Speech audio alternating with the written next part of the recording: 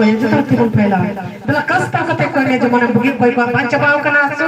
इस सठे जीवन hallelujah hallelujah पिता धन्य अवसर आई ना कना बाबा गुणा और बहुत तीन में प्रभु यीशु मसीह सीता को नहीं बोली अरे साथ स्वागत है बाबा ये दिन अंदर बहुत पुराना सुजू कर प्रभु और अलग अलग कोई खड़ी किया प्रभु एक से एक हम से करो भूल ले भर के बाबा बाबा